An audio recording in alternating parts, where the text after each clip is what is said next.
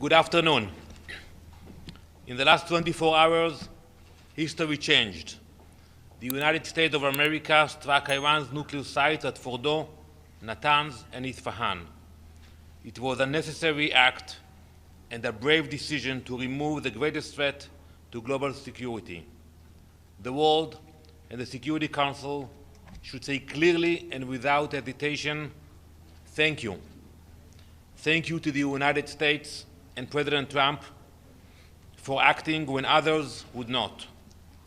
Thank you for standing firm when others looked away. Thank you for protecting the free world with strength and moral clarity. The Council will soon meet. I have no doubt that some will denounce the United States. Some will continue to condemn Israel. But where were they when Iran raced toward the bomb?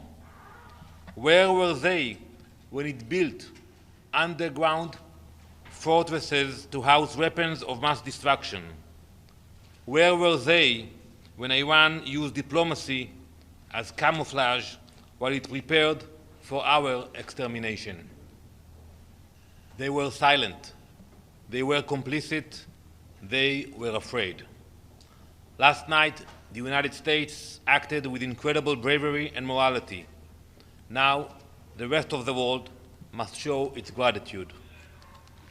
Iran's reach extends far beyond our borders.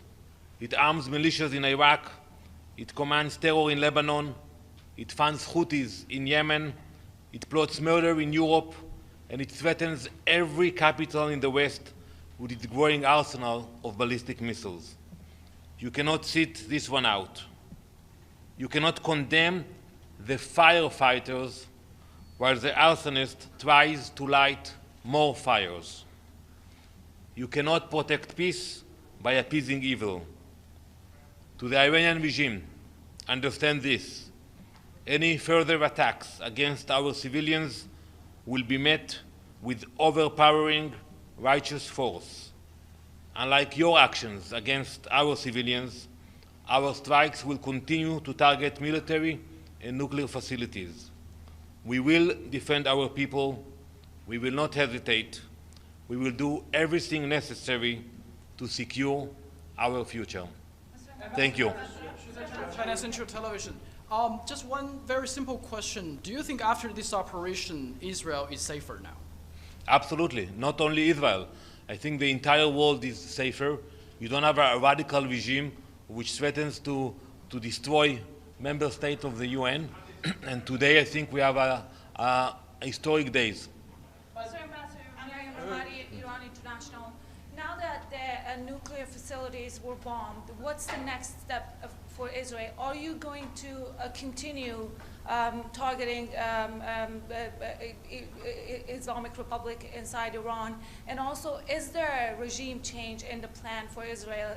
Is Khamenei personally a target for Israel? We have many targets still.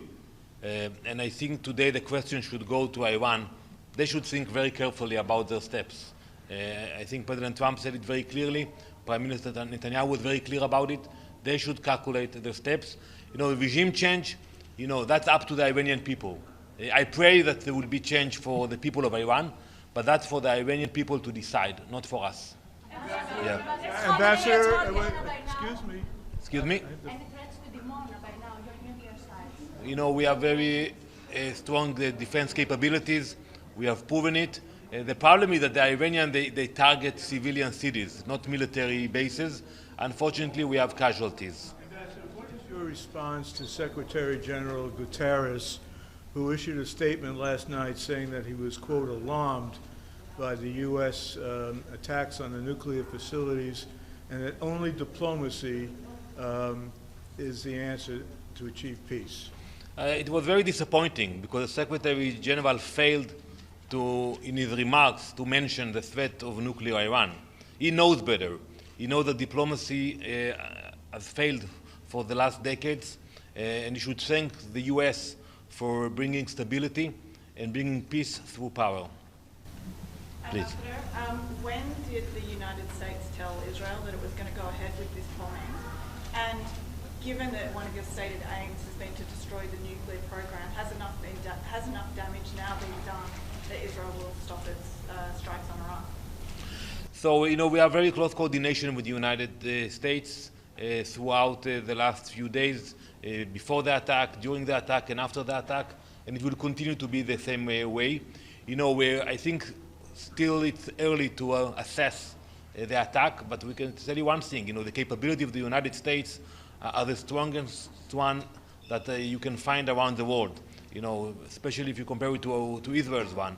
So I think not only Israel, the entire world is grateful for the US for this very impressive operation. Thank you very much.